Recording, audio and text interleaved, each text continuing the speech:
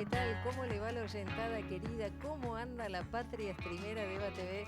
¿Cómo anda la audiencia de IP? ¿Y cómo le va a sublevados y sublevadas ardientes seguidores de Cenizas Quedan? Hoy tenemos un programa realmente memorable, la historia de María Luisa Terán, Mary Terán de Weiss. La tenista del pueblo, la tenista proscripta, una mujer que tuvo logros extraordinarios para la Argentina, que para la época también fueron de un reconocimiento altísimo. Imagínense, entre las 10 mejores del tenis del mundo, socializó ese deporte tan elitista, ella que era hija de un trabajador, de un bufetero, pero por ser peronista, la proscripción la persiguió, le quitó los bienes, se tuvo que exiliar y tuvo un final muy complicado que hoy les vamos a contar y sigue proscripta hasta nuestros días. Pero para poder hacerlo, en este homenaje que tenemos, voy a presentar a Roberto Caballero, sublevado y ardiente, él, mi compañero de todos los días. ¿Cómo le va, Caballero? ¿Qué dice, Cintia? ¿Cómo está usted? Más ardiente y sublevado a ser usted. Ay, muchas gracias. Y me ¿Cuántas encanta... veces le dije esto? Eso. 17 veces, creo, ¿no? Lo que va de este, por lo menos de este primer, ¿qué sería? ¿Primer tomo? ¿Primer ciclo? Primer ciclo, 17ª vez. 17ª vez. ¿Y última? Del primer ciclo. Última por este año, es el último capítulo de este primer ciclo de Cenizas Quedan. El año que viene vamos a retomar desde ya y prontito van a tener novedades, porque esto sigue. Nos vamos de un ratito del streaming, pero en otro formato y en otra plataforma nos vamos a estar viendo. Ay, se me pone. Ay, nos despiden con pianitos. No, sí. Que nos encanta la alegría, ponerle pila a todo, porque esto recién empieza, compañeros, no se pongan tristes, al contrario. Y vamos a tener, de hecho, como dijo Roberto, muy buenas noticias. Esperamos, dentro de poco estamos trabajando para esto, porque este proyecto es multimedial. Es todo lo que les voy a decir. Hoy estamos en el stream, llegamos a la televisión, por cable, pero que termina siendo la televisión que vemos todos y todas, y vamos a ver a qué otro formato entonces llegamos prontamente. Se viene el libro, no, ya, vamos a decirlo, ¿no? ¿Para qué le vamos a dejar la incógnita? Lo dijo. Bueno. Lo dijo. No podemos decir mucho más. No podemos decir mucho más, pero esto va a seguir en otro formato por ahora. El año que viene vamos a estar acá en EVA TV de vuelta, sí, con más historias, porque sí, realmente nos hemos quedado con un montón de historias por contar. Pero bueno, este año fue como para abrir un poco la escena, contar y ver qué sucedía. Vimos que han tenido muchísima y muy buena reacción y estamos recontra contentos con eso y por supuesto con más ganas de seguir. Y hoy vamos a esta historia, si te parece, de lleno, porque realmente queremos homenajear a Mary Terán, queremos homenajear a quienes le han dado reconocimientos, queremos evidenciar a quienes la olvidaron y empezar a construir una historia diferente. Entonces vamos a viajar, caballero. María Luisa Terán nace en 1918, pero es durante el peronismo que ella desarrolla toda su carrera. Así que hacia aquella década del 40 vamos. Vamos a ir hacia la década del 40. Les cuento rapidito, ¿no? Porque quizá Mary Terán de Weiss era o fue el símbolo muy claro de un deporte que muchas veces estuvo en la Argentina y tiene su origen en las élites económicas, las élites culturales. Y ella, como hija de un bufetero, hace algo que realmente era para la época realmente contracíclico o revulsivo, que es transformar este deporte en un deporte popular. La historia cuenta que muchos años después, cuando ese deporte tan popular tenía a Vilas en el apogeo, ¿se acuerdan de Guillermo Vilas? Ella reunió firmas para apoyarlo a él, ¿no? Pero la que había abierto el surco era Mary Terán de Weiss. En esa época el peronismo se había planteado que 1/3 de la sociedad tenía que practicar deporte. En números de hoy serían 16 millones de personas practicando algún tipo de deporte. La filosofía en lo que esto se basaba, lo vamos a desarrollar en el programa, es que es esencialmente que el hombre era espíritu, pero también era cuerpo. Y el general Perón entendía que a partir de la recuperación de la dignidad, es decir, de las 8 horas de trabajo, de las vacaciones y del ocio que se incorpora a la Constitución del 49, la gente iba a tener tiempo para hacer esto, para practicar algún tipo de deporte. Recordarán ustedes, para ese tiempo, miren, Mary Terán de Weiss daba clases de tenis en el parque, creo que en el Parque Chacabuco, si no recuerdo mal. Para la gente común, para la que nunca había podido acceder a una raqueta, porque las raquetas en aquel tiempo eran bastante caras. De aquel tiempo, les quiero contar y les quiero recordar algunos nombres que son rutilantes del deporte argentino: Fangio, Gatica, Pascual Pérez, los hermanos Galvez, Rafael Iglesias, Delfo Cabrera, la primera generación dorada del básquet, el golfista de Vicenzo, la primera nadadora argentina en cruzar el Canal de la Mancha, Enriqueta Barte Ibarra García, y el tenista Enrique Morea, entre algunos que eran exponentes nada más y nada menos de esa irrupción masiva en el deporte fomentado por el Estado Nacional bajo la doctrina justicialista que en ese momento imperaba. Y por supuesto, creo que esto habla de una masificación de todo tipo de deportes. Y eso es para nosotros que retratamos aquí historias sublevadas, una de las grandes crónicas sublevadas de la historia argentina. Había que arrebatarle ciertos deportes a las élites y dárselos al pueblo. Y qué tan relevante era que la Constitución del 49 incorpora el deporte como un derecho.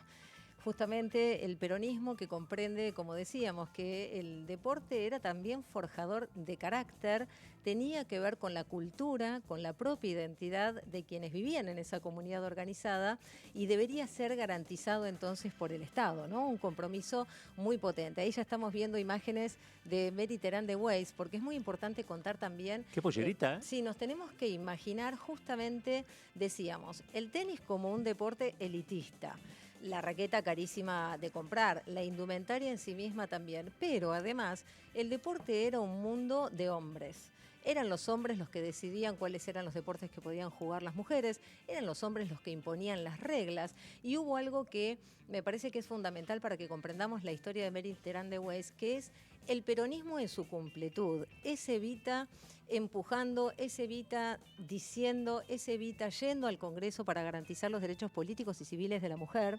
De hecho, Mary Terán de Weiss la tenía Evita como referente y como amiga. Y es en esa convocatoria, en la construcción de la nueva Argentina, que Mary Terán de Weiss decide no solo ser la tenista extraordinaria que fue, ya veremos, sino involucrarse en el destino de toda la sociedad argentina, poder difundir y hacer talleres de tenis, democratizar el tenis, involucrarse también en el desarrollo de políticas públicas. Esa fue una característica esencial que después llevó a que la proscribieran. Si te parece, empezamos a ver algunas de las imágenes y de las historias que fueron siendo contadas con el tiempo, porque la proscripción llegó y de alguna manera llega hasta nuestros días, ¿no? Pero totalmente. Bueno, muchos no sabrán quién es y recién hoy están teniendo más o menos presente de quién estamos hablando. Muchos habrán escuchado una vez su nombre y después se les olvidó, porque esencialmente de eso se trata. La proscripción tiene un efecto en el tiempo, ¿no? Que desde ya hace que algunas figuras que han sido realmente deslumbrantes para la época, en los años posteriores no sean tan reconocidos, ¿no? Y aparezcan otros o surjan otros. Digo, tiene efectos concretos la proscripción. A esta mujer el tenis argentino le debe casi todo. Vuelve la tenista Mary Terán de Weiss, la sin discusión mejor jugadora de Latinoamérica y oficialmente colocada en los primeros puestos del ranking mundial. Nuestras cámaras sorprenden su primera sesión de entrenamiento acompañada de Jean Borotra, el mundialmente famoso tenista francés.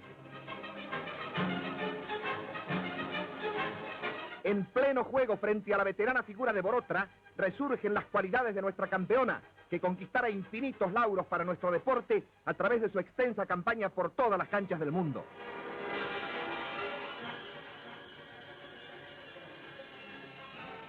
Si bien el peronismo abre a las mujeres una mayor participación en cuanto a su rol de deportista, las mujeres estaban participando, por otro lado, en la vida social y política del país. Entonces, no se pueden conformar con la participación sin elaborar sus propias políticas y sus propias tomas de decisiones acerca de las actividades. Mary Terán, comprometida con el peronismo, trabaja para el desarrollo de políticas deportivas como asesora de la Dirección de Deportes de Buenos Aires y como vicepresidenta del Ateneo Deportivo Femenino Evita. Ella, como muchas otras mujeres, se convierten en protagonistas políticas de nuestro país. La primera organización es el Ateneo Deportivo Femenino Evita. Se crea el 11 de julio de 1951. Es su primer filial. La presidenta es Elsa Irigoyen, la vicepresidenta es Mary Terán, porque los objetivos que tenía este Ateneo era no solo de poder organizar sus propias políticas deportivas, sino fomentar el deporte y atraer a mayor cantidad de números de niñas y mujeres a las actividades deportivas. Se llevan a cabo los encuentros semifinales correspondientes al torneo de bochas organizado por el Ateneo Femenino Evita y bajo el control de la asociación de dicho deporte. El encuentro resulta sumamente reñido y después de esta exhibición no podrán ustedes negar que las chicas también saben arrimar.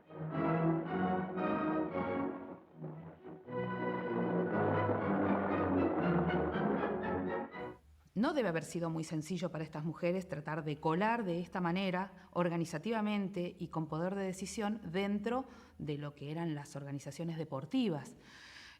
Todavía, hoy en día, el deporte tiene una alta carga de masculinización y se forjan en este sentido. Entonces, imaginarme esta situación hace 60 años debe haber sido absolutamente duro. El apoyo de Eva Perón fue, en este sentido, lo que les dio fuerza y los que pudo mantenerlas a ella. Bueno, ahí estábamos viendo parte del documental La tenista del pueblo de Judith Battaglia. La verdad es que es un trabajo excepcional. Excepcional, sí. Excepcional que ha hecho. Muy interesante también la narrativa que tiene ese documental porque reúne a una serie de militantes que piensan en hacerle un homenaje. Ya los vamos a ir viendo a medida que pase el programa. Volviendo a Mary Terán de Weiss, imagínense, ella jugó para los clubes Remeros Alberdi, Atlético del Rosario, en Santa Fe.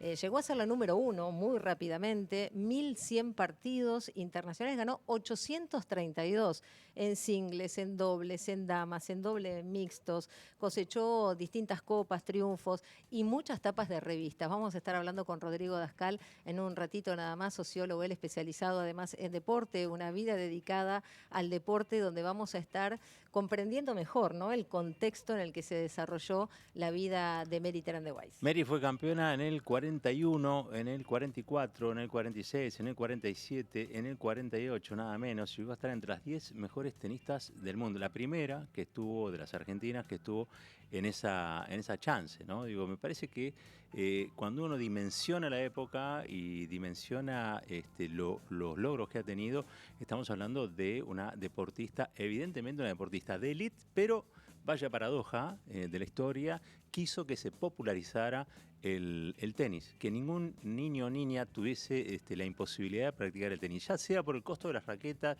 ya sea porque no tenían canchas, ya sea porque la familia prefería que hiciera otra cosa. Fue una gran divulgadora del tenis y de su masificación como deporte. Y vos decías los logros y el odio también, ¿no? Muchas veces la envidia de ver cómo ascendía esta hija del bufetero de un club en los rankings, las críticas, como mencionábamos antes, a la indumentaria, a la pollera un poco más corta, cómo se volvió ese un tema, ¿no? Cuánto machismo en torno de la figura. Encima era mujer. Claro, encima era mujer. Casada ella con Heraldo Weiss, otro tenista que fue quien lideró también la Copa Davis para la Argentina. Tuvieron un amor adentro y afuera de las canchas. Tenían buena onda, ¿no? Sí, un amor hermoso, muy potente. El de ellos dos recorriendo el mundo. Imagínense, ¿no?, esta política pública del peronismo de llevar a la Argentina al podio internacional. Y entonces, mira, ahí hay una foto de ellos dos, qué hermosa, la tapa del gráfico. Me encanta, dos audaces, ¿no? Porque además mostrarse en ese momento, sí, la pareja de Perón y de Evita era tal vez la que acaparaba todas las miradas, pero ellos en el mundo del tenis también. Y justamente decíamos, el odio, cuánto odio hubo en la Argentina. Hemos hablado aquí sobre la fusiladora, hemos hablado en las distintas instancias de esa derecha recalcitrante que vino a destruirlo todo y llegó también al deporte y llegó también al tenis. Compartamos un tramo más de este documental de Judith Battaglia.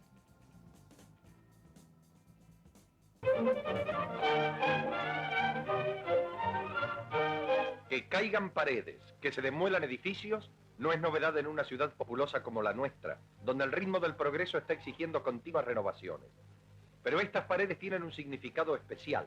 Se trata de lo que fuera la residencia presidencial. Entre las paredes de esta mansión de la calle Tagle se han escrito desde hace años muchas páginas de la historia política de nuestro país, especialmente en los últimos de triste recordación. Ahora la piqueta renovadora, que esta vez adquiere importancia de símbolo, demostrando que todo puede caer, ha de transformar el aspecto de este solar. El almirante Roja pretendía dinamitar las obras que se hicieron bajo el gobierno peronista. Y estamos hablando de una obra por hora, que fueron las grandes obras que se hicieron, fue una obra por hora. A Mari, la comisión esta que presidía Rojas, la denomina la expropiadora prófuga, ¿Por qué? Porque en su momento ella interviene para que no dividan el club Belgrano Athletic el club Belgrano Athletic, a pedido del mismo club, para que no lo dividan y les expropien una parte. Sí, y ella interviene a favor. La revolución fusiladora la denomina con la misma denominación que le había dado al general Perón. Perón era para ellos el tirano prófugo, así figuran todas las resoluciones y decretos. Al pueblo argentino se le impuso un castigo por el decreto 4161 de 1956, en que se prohibía nombrar cualquier cosa que tenga que ver con el peronismo, aún hasta matar a los loros que cantaban la marcha peronista. Y en el deporte esto lo hicieron con 2 comisiones. La comisión número 49, que investigó a todos los deportistas federados, y la comisión número 13, que investigó a esos irreverentes peronistas que tenían solamente 15, 16 años, que eran los chicos que integraban la UES, a los cuales los suspendieron a todos los que practicaban deporte de por vida. Bueno, el odio organizado desde el Estado. Me resuena mucho en el presente aquello que estamos describiendo, ¿no? El odio organizado del Estado destruyendo, arrancaban las imágenes mostrando cómo destruían lo que era la residencia presidencial, pero no solo eso, eso es lo simbólico, si se quiere, lo material simbólico. Lo que se destruyeron fueron políticas y se persiguió a gente que encarnaba esas políticas. Y un detalle que no me parece menor, y yo lo quisiera destacar, ¿no? Hasta ese momento la política era cosa casi exclusiva de hombres, ¿no? Casi exclusiva de hombres. El peronismo inaugura un activismo de matrimonios en la escena pública, haciendo cosas a la par. Perón, Evita, aquí a Mariterán con su marido, y la posibilidad de ir a la par. Esa idea, para aquel tiempo, era totalmente revolucionaria y totalmente revulsiva. Quiero decir, el orden conservador, el país conservador detestaba estas cosas. Y sobre todo también, para que se den una idea, Mariterán de Weiss quería que hubiese 10.000 niñas jugando al tenis. Se preocupó y trató de llevar adelante políticas públicas para que eso ocurriera y sucediera. La fusiladora, es decir, el gobierno surgido del golpe del 55, persigue a estas personas que encarnaban estas políticas, destruye sus políticas y destruye sus símbolos. Por eso el decreto 4161, ¿no? Hablaban o mencionaban de una comisión. Yo les quiero decir que esa primera generación dorada, la selección campeona de básquet, ¿sí?, fue perseguida hasta el hartazgo. Y se la persiguió y se la anuló. A muchos de los deportistas que formaban parte de una federación fueron expulsados. Digo, esto ocurrió en la Argentina y ocurrió producto del odio. Por eso digo, atención cuando el odio es articulado desde el Estado. En la Argentina tenemos muchos episodios. El 55 con la fusiladora, pero también los 70, ¿no?, con el golpe de Videla, Macera. Digo, el odio organizado con el Estado destruye a la sociedad argentina. ¿Y hasta qué punto recordarás a la selección de básquet campeona del mundo? Lo sancionaron con 99 años para que no pudieran ejercer más. 99 años. Hay que tener una idea del odio extendido en el tiempo, sobre todo, ¿no? Así es. Por eso queremos seguir viendo este documental de Judith Battaglia, que ella es realizadora audiovisual, guionista, directora de esta peli, Mary Terán, la tenista del pueblo. La pueden ver completa en Vimeo, Vimeo, sin contraseña. También es directora del corto El Pesa Muerto y de los documentales El Grito Sagrado. ¿Y dónde está Nora Lagos? Porque en este encuentro que ella recrea en un buffet, justamente en un buffet de club con militantes que van contando, un club de barrio, una organización libre del pueblo de aquel tiempo. Así es, que van contando entonces cómo fue toda la historia de Mary Terán de Weiss, nos invita a esa vida del club.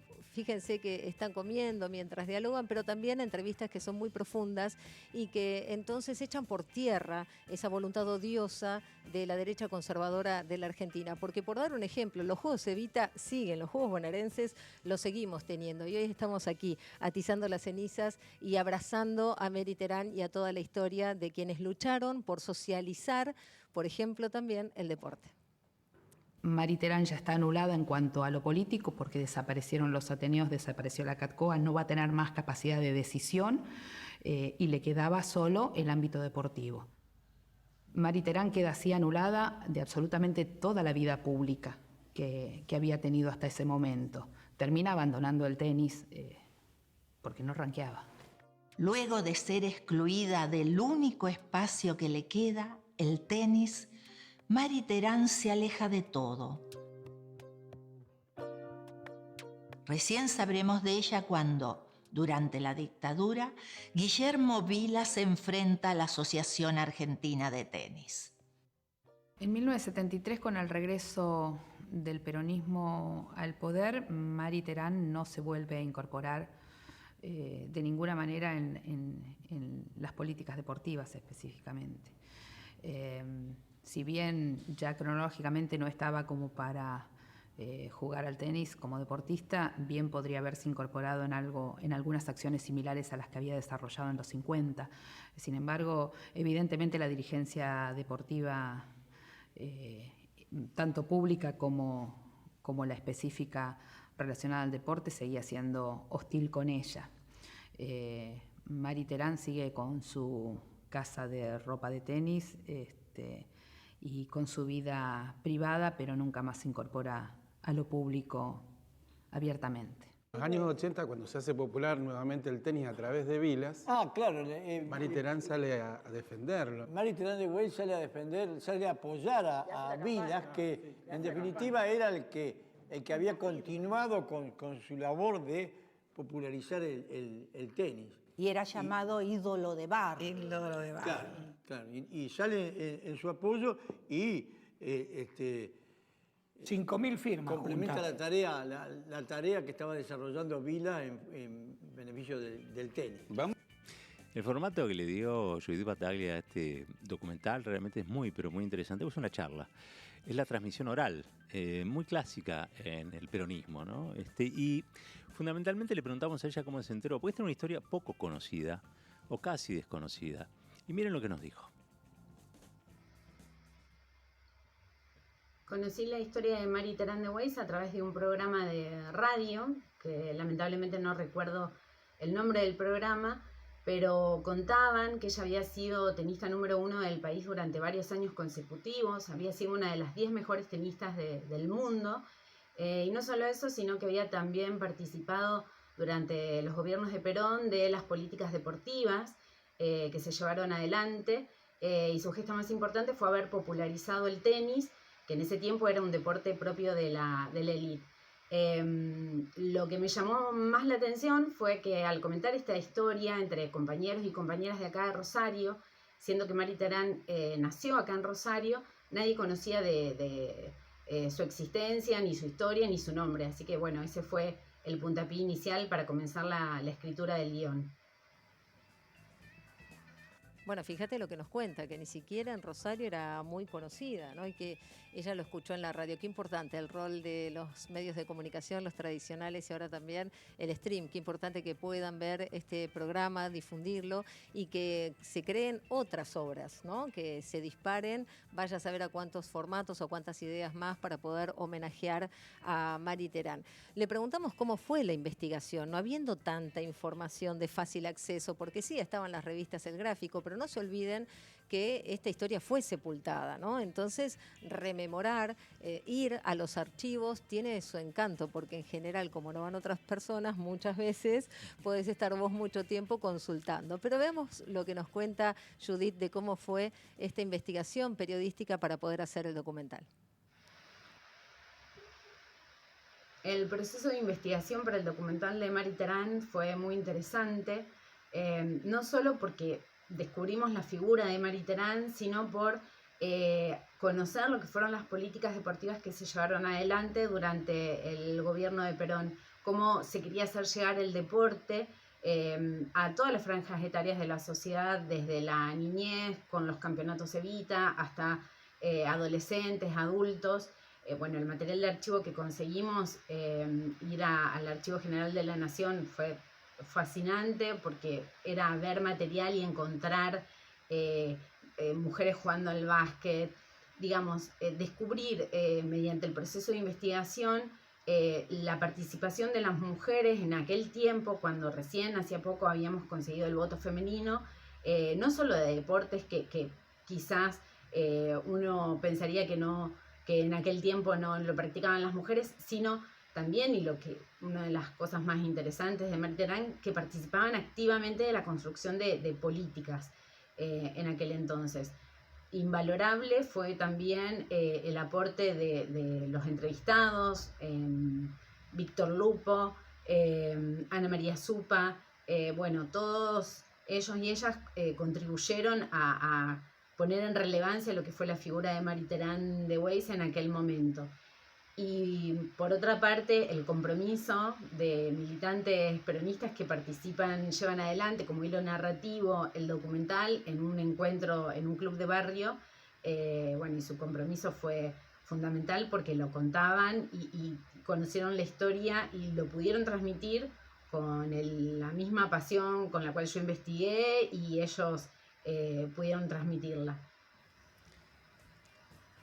Le preguntamos también a Judith por qué se divulgó tan poco el documental. ¿Qué pasó? Terminamos el documental de Marie Terán a fines del 2015.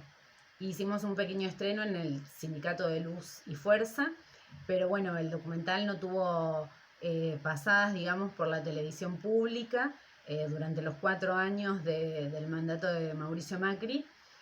Sí se pudo estrenar en el gobierno de Alberto Fernández, que tuvo varias pasadas tanto en Canal Encuentro como en Deport TV, y bueno, por suerte las repercusiones siempre fueron muy cálidas. Yo creo que se valora mucho dar luz a esta historia de Marie Terán, que fue durante tanto tiempo ocultada, entender por qué el estadio se llama Marie Terán de Weiss, a pesar de que muchos lo sigan llamando Estadio Roca, bueno, pero se llama Estadio Marie Terán de Weiss. Así que bueno, gracias por la convocatoria. Qué bueno, gracias a ella, ¿no?, por haber hecho este documental.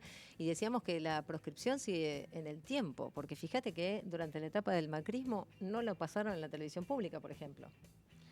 No, bueno, esa proscripción creo que tiene secuelas que llegan hasta el presente. Con este programa tratamos de conjurarlas, ¿no?, desde ya. Ella fue realmente muy perseguida y no reconocida. Creo que lo que más le dolió fue esa falta de reconocimiento también, ¿no? Porque cuando ella vuelve incluso en el gobierno de Frondizi, después de su exilio y de su doble condición, creo que Argentina española, ella vuelve, elige volver a la Argentina, y las jugadoras no querían jugar con ella, o las otras jugadoras de tenis. Pesaba el estigma, porque si bien en ese tiempo se había abierto algo o algún espacio de libertad relativa en cuanto al peronismo, el peronismo le había dado sus votos a Frondizi, pesaba sobre ciertos personajes que habían estado muy vinculados al gobierno peronista esta suerte de demonización. Por lo tanto, había jugadores de tenis que no querían jugar con ella, no le querían dar tampoco el ranking que había tenido o alcanzado, con lo cual pasó a ser una especie de desaparecida civil de la escena del tenis, ¿no? Sí, absolutamente. Y nos pasó mucho tiempo después, cuando estuve en la Defensoría del Público, te estoy hablando ya del año 2013, que recibimos un reclamo, Mancuso, el apellido del denunciante, diciendo: se está jugando la Copa Davis, se está haciendo en el estadio Marie Terán de Weiss, pero los medios insisten en llamarle Parque Roca. Yo eso lo tengo de primera mano, porque estábamos juntos cuando eso sucedía, y vi el desafío que te impusiste de incluso generar una biografía que en aquel tiempo no existía. Y también me acuerdo cómo te revelabas entre la sola idea de cada vez que se jugaba un partido ahí se le decía Roca y no Marie Terán de Weiss. Sobre todas las cosas, primero porque había sido muy relevante. Segundo, porque había sido un símbolo de desafiar una época. Tercero, porque en ese tiempo, cuando estaba la Defensoría del Público, artículo 19 de la Ley de Servicios de Comunicación Audiovisual, se permitió revisitar estos temas, ponerlos nuevamente en valor y que no fuera una zona oscura de la historia, sino que también se transformara en un presente vibrante, ¿no? Y eso... soy testigo de primera mano. Bueno, te llevó muchísimas horas en casa. Llevó mucho tiempo de trabajo porque además las excusas que tenían los distintos periodistas, ¿de qué se disfraza esa voluntad de seguir ocultando la historia de una mujer que democratizó un deporte como el tenis? Bueno, tiene un nombre muy largo, me decían, no entra en el graph, Mary Terán de Weiss. Y nosotros decíamos, bueno, poné Mary Terán, porque después de todo se casó con Weiss, ok, pero lo que importa es que ella es la tenista a la que se reconoce. Entonces, Parque Roca es más largo, si lo contás, la cantidad de caracteres que tiene, que Mary Terán. Cualquiera, te decían, cualquiera. Y bueno, en general pasa eso. Después decían, no la conocemos porque no hay nada. Efectivamente, vos googleabas y no es que había información de Mary Terán, y por eso hicimos la biografía. Y bueno, acá tenemos un libro que vamos a recomendar hoy, Recomendaciones sobre Derechos Humanos, Libertad de Expresión y Medios Audiovisuales, donde tienen todas las resoluciones de la Defensoría del Público de ese tiempo. Pueden buscar la 6/2013 y se van a encontrar también con el reconocimiento que me parece fundamental hacer a ANASUPA, que es quien promueve en la legislatura de la Ciudad de Buenos Aires que el estadio lleve ese nombre. Es decir, esto es un trabajo colectivo, ¿no? Claro, vos pensás hace unos años y habría multitudes, ¿no? De mujeres o de hombres diciendo, che, qué barbaridad. En aquel tiempo realmente lo que propuso ANASUPA era totalmente insólito. Nadie había reparado, nadie había recalado en la figura de Mary Terán de Weiss. Esta es la realidad. Y ella impulsa una legislación para que le cambie el nombre al estadio. Así que bueno, valga desde ya un gran reconocimiento a ella, ¿no? Y el nombrar, qué importante es que podamos nombrar porque forma parte de nuestra identidad. Y llegó el momento, caballeros, si le parece, de profundizar un poquito y de ampliar la mirada. Este programa, Cenizas Quedan, es el último, no lloremos, es el último de este primer ciclo, pero siempre buscamos, ¿no?, esto de la mirada poliédrica. Bueno, enfoquemos desde otro ángulo. Poliédrica, mirá, que tiene bueno, muchos esa lados. no la tenía. Rodrigo Dascal, él es sociólogo, docente, directivo de River Plate, presidente del Museo River y de las áreas de Historia y Derechos Humanos, presidente de Historia AFA, investigador en Ciencias Sociales y Deportes. Bienvenido, Rodrigo, ¿cómo te va? ¿Qué tal? ¿Qué dice Dascal? ¿Cómo anda? Muy bien, un placer estar aquí con ustedes. Qué honor. Gracias por venir. No, sí, la ¿Es verdad. de River y lo bancamos igual?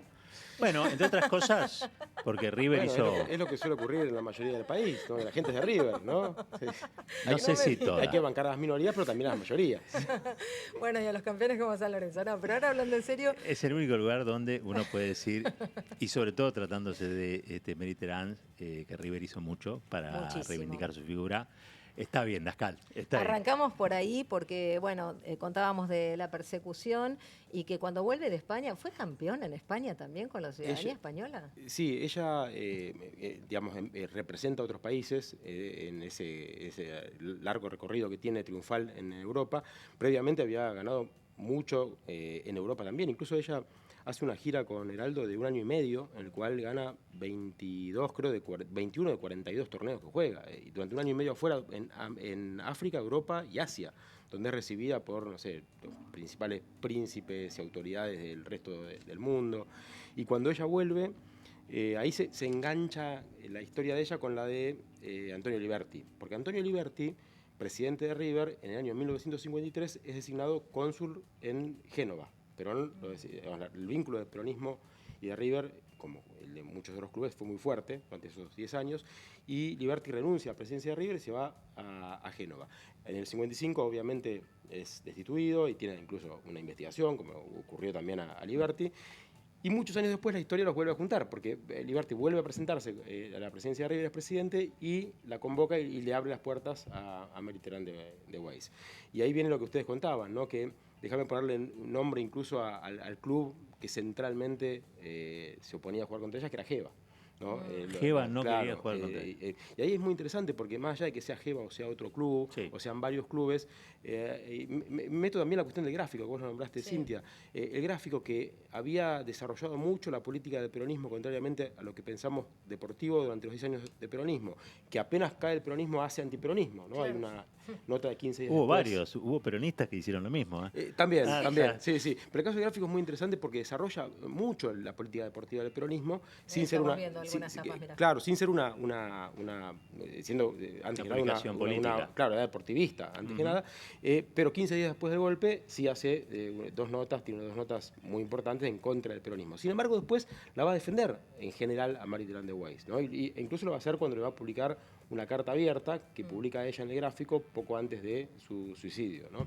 Bueno, ¿y qué hace Liberti? Le abre las puertas para que pueda jugar y representar a River. Es donde aparece ese tipo de cuestiones, y el gráfico tiene varias notas donde critica justamente a las jugadoras que no se presentaban a jugar contra ella después de tantos años. Claro, y termina saliendo campeona sin que se presenten sin jugar. Tal cual, y es increíble lo simbólico que es eso, porque incluso, no voy a contradecir nada de lo que ustedes dijeron, por supuesto, pero sí agregar una cuestión. El tema de los campos de tenis que ella se hace cargo ante el primero, tenía mucho de simbólico. Eran básicamente tres campos de tenis, lo que pasa es que uno era muy importante, que era el Buenos Aires Tenis Club, ¿no? En el cual se daban clases. Ella competía, con lo cual no podía necesariamente estar todo el tiempo dando clases, pero lo simbólico era que ella ponía su nombre siendo la número 1 del tenis latinoamericano y quedaba pegada, entre comillas, al peronismo porque adhería al peronismo. ¿Es el lawn tenis? Lo que conocemos como el lawn tenis. Sí. El otro era un club que se llama 17 de octubre y el otro era el Club Argentino. Esos son los tres primeros en los cuales empiezan las clases de tenis que hace ella. Y déjame también no contradecir, pero sí decir una cosita con respecto al tema del tenis. En realidad, el tenis era un deporte que las mujeres podían jugar, podían, entre comillas, desde principios del siglo pasado. En la lógica de que había deportes que no eran femeninos y no podían ser jugados y otros que sí. Pero el tenis justamente sí.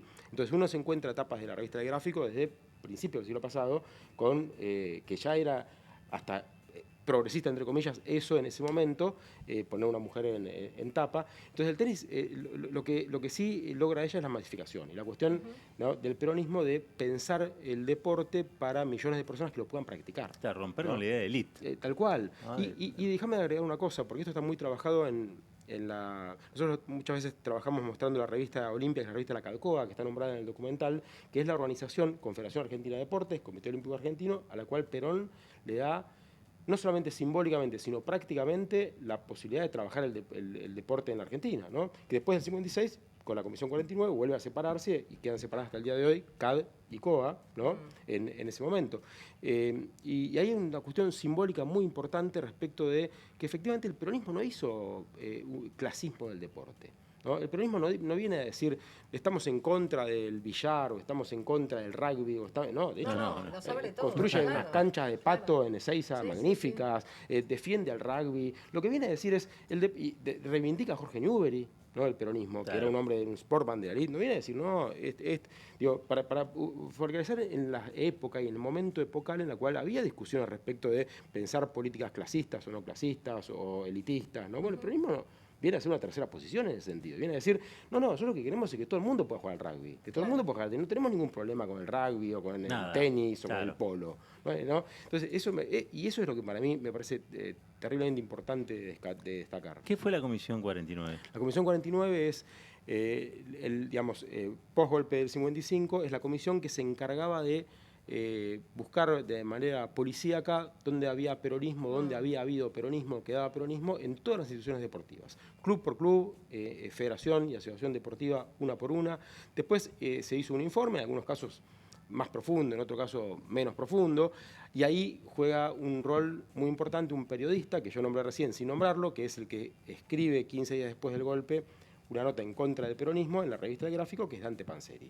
Un personaje muy particular que nosotros lo damos en clases muchas veces porque fue realmente un tipo muy importante por un montón de cosas, pero que era efectivamente muy antiperonista, ¿no? Después termina peleándose hasta con los militares, ¿no? Con todo el mundo, se peleaba por su impronta, tan particular que tenía.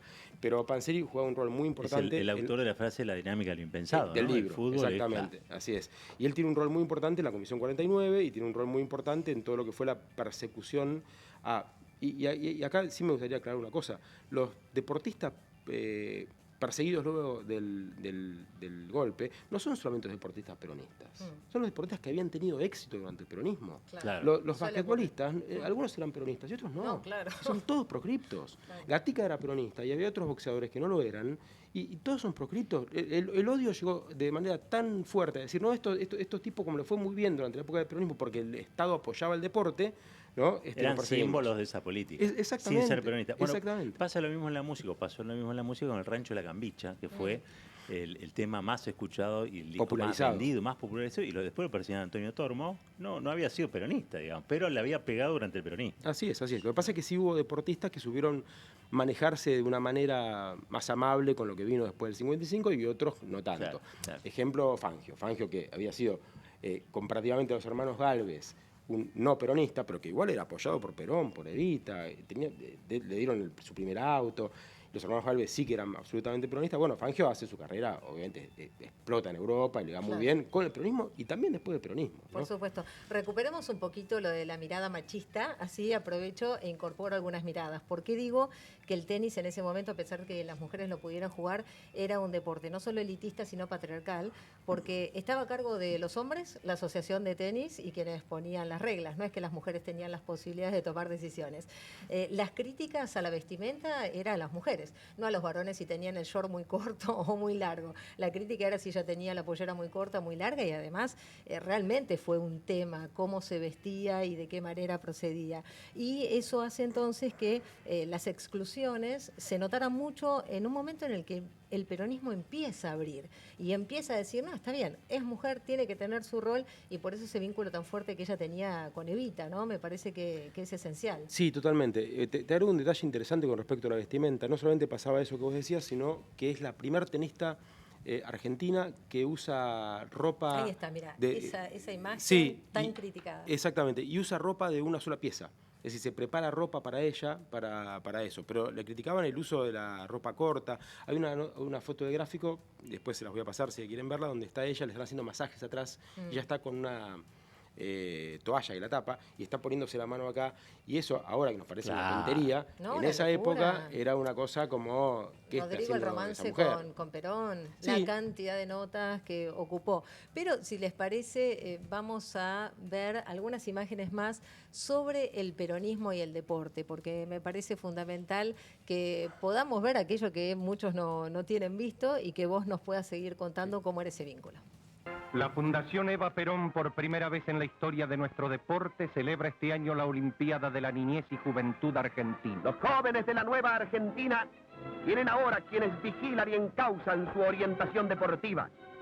Niños y niñas de todos los rincones de la patria, sin distinción de hogares, en intercambio espiritual con sus hermanos de toda la República, compiten caballerescamente, sintiéndose unidos por algo más que una justa deportiva, por el ideal común de sentirse argentinos. Los campeonatos Evita integraron a la mujer primero como promotora.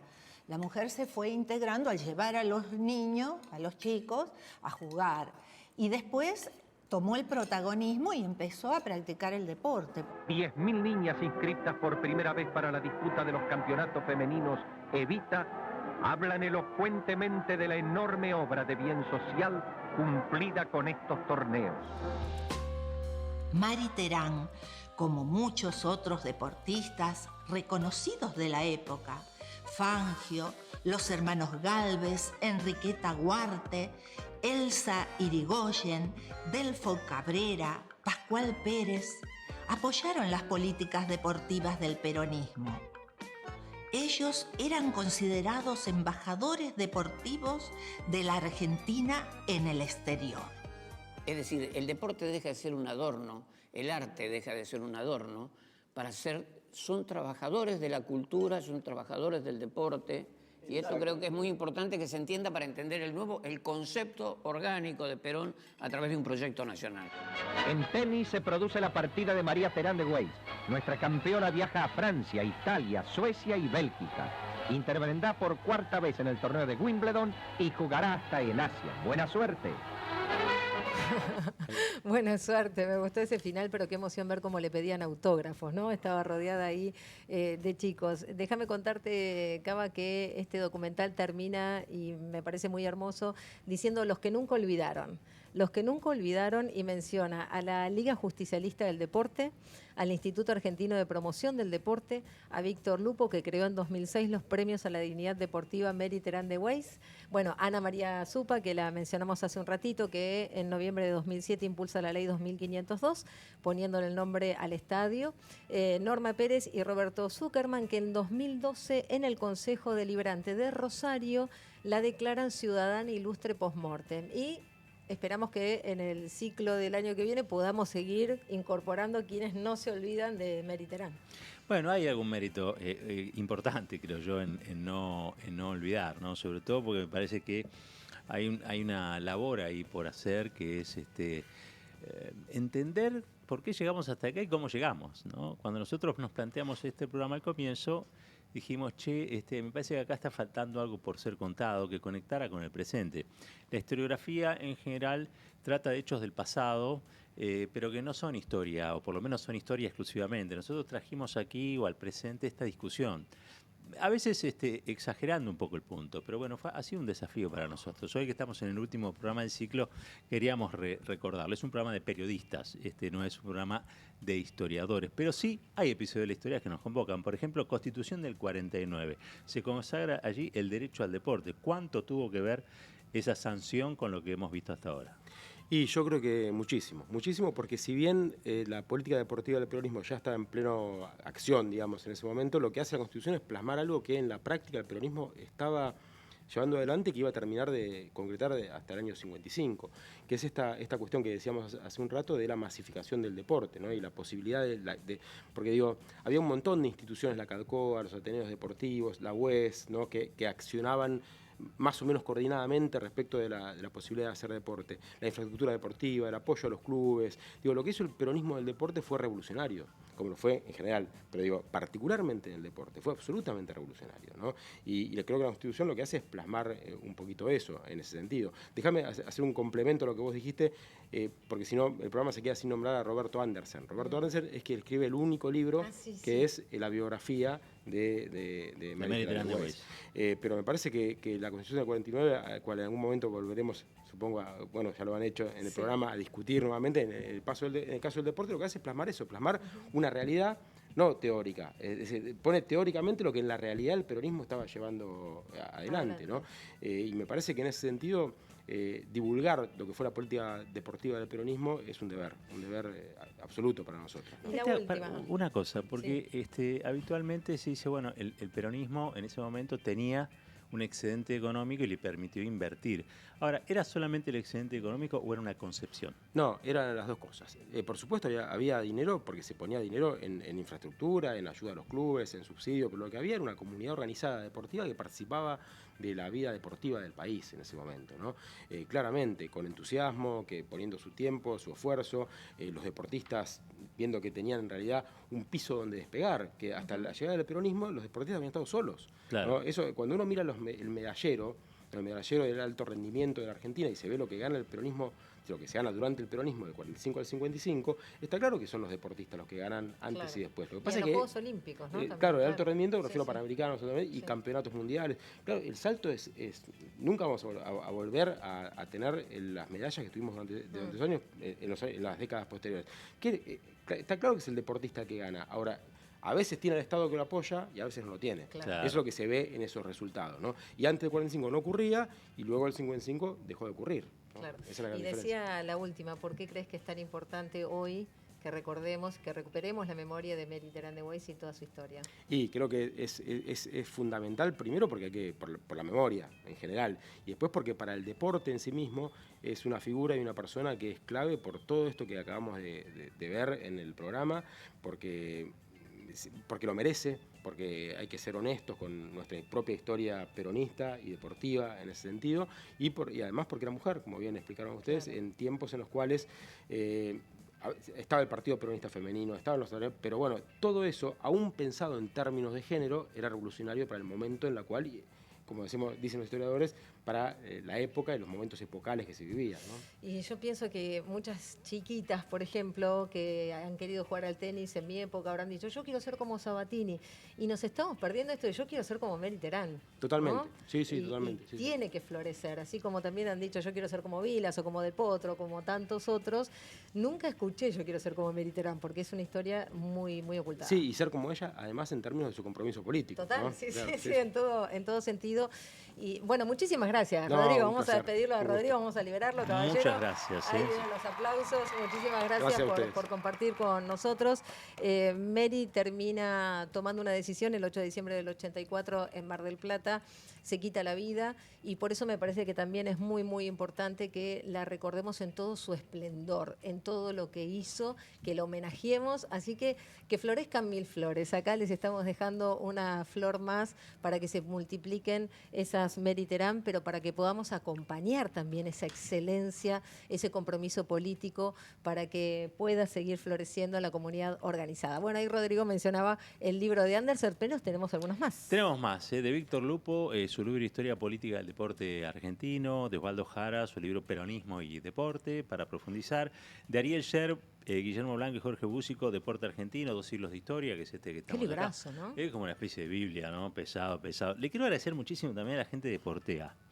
Me ha servido muchísimo el material que producen allí, tanto el plantel docente como los alumnos, las alumnas. La verdad, muchísimas gracias y gracias por tomarse al deporte y en serio. No de manera superficial, así que estamos súper agradecidos. ¿Algo más? Sociología del deporte tienen, qué grande. Bueno, todo esto porque, digamos la verdad, nuestro hijo Agustín Caballero es estudiante de Deportea y nos sorprendieron, francamente, con la currículum, los profes. Llegamos a Rodrigo gracias a Deportea también. Verdad. Sí, claro. Y después viendo además cómo es ese trabajo, por ejemplo, de Rodrigo con la universidad. Tuvo una actividad en la Universidad Nacional de Avellaneda. Bueno, y cómo vamos multiplicando todas las posibilidades que tenemos en todos los... Nos dejan 1 milímetro y movemos un poquito. La movemos aunque tengamos 1 milímetro. Caballero, llegó el final, todo concluyó al fin. El primer ciclo. Yo no me quiero ir. El primer ciclo. Y bueno, quedémonos, le tomamos el lugar. Nunca tomamos un stream.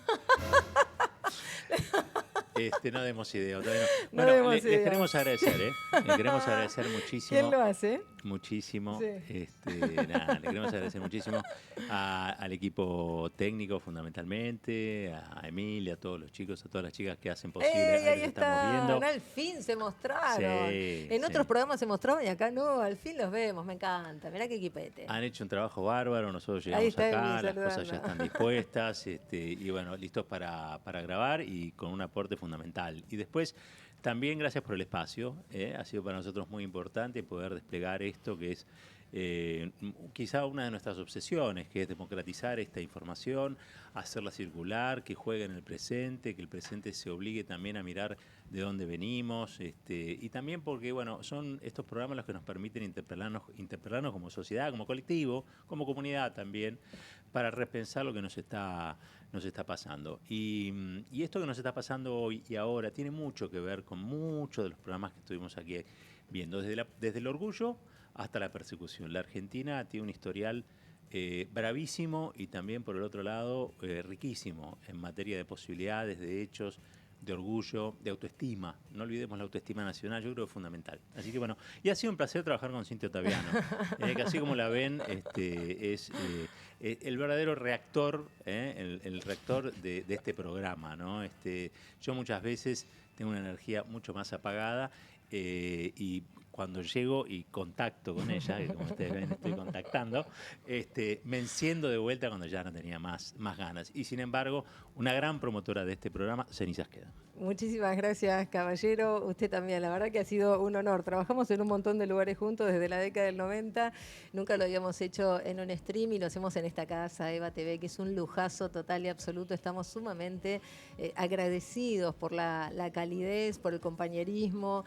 La verdad es que nos encanta también trabajar con compañeros como Bruno, como Sabino, que son de otra generación. Es hermoso poder intercambiar y Eva TV nos dio esa posibilidad. Muchísimas gracias a Tati. Muchísimas gracias. Le mandamos a Tati, no Esteban lo vimos Cueva. hoy a Tati. No, sí, lo vamos a ver, seguramente va a andar por ahí. Muchísimas gracias a todos los compañeros y compañeras que hacen posible Eva TV y que hacen posible Cenizas Quedan, nombrémoslos, en la coordinación general de producción Pascual Caliquio, a ver qué le van a hacer de aplausos o qué le van a poner. Muy bien, aplausos. En la dirección Bruno Capaccioli. Qué grande Bruno, gracias. Ay, Bruno. Fuegos artificiales, no me he dado cuenta. Es nuestro Scaloni. En el sonido y la asistencia de dirección, Sabino Wall. Muy bien, Sabino. ¿Qué puedo decir de Sabino? Más que gracias. Muchísimas gracias. Gracias por todo, además, ¿no? Un día le preguntamos, che, ¿y tus viejos te pusieron Sabino por Sabino? Sí, mejor no nos metamos en historia, por favor. Y en la producción, Emilia Raciati, que es nuestra número 5, porque corre por toda la cancha. Chicos, póngale algo, porque no pusieron aplausos, no escuché fuegos artificiales, no vale eso. Ay, No le hagan eso, por él. No le hagan grillitos, por favor. La verdad que nos encontramos con un equipazo de profesionales y de compañeros. Nos vamos a reencontrar seguramente en el segundo ciclo. Y quería decirles también, saben que Caballero es un hombre que vive profundizando, buscando cómo contar de la mejor manera las historias. En nuestra biblioteca tiene un montón de libros que nutrieron este programa y sin él hubiera sido absolutamente imposible. Me voy a poner colorado.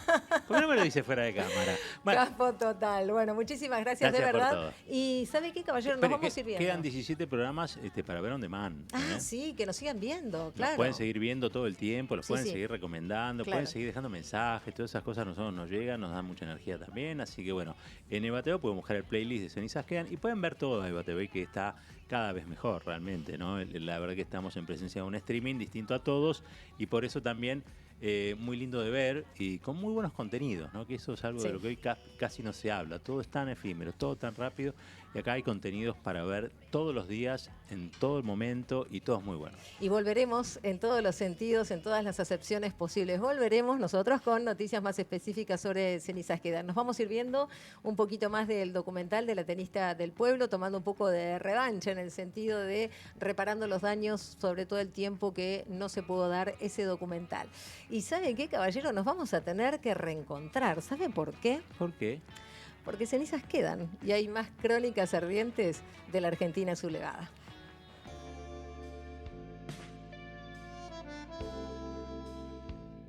Ella tuvo conciencia plena ya en la época de su declinación como figura excluida y justamente por su gran con la figura de Eva Perón dijo: si a Evita no le perdonaron ser mujer, menos lo iban a hacer conmigo.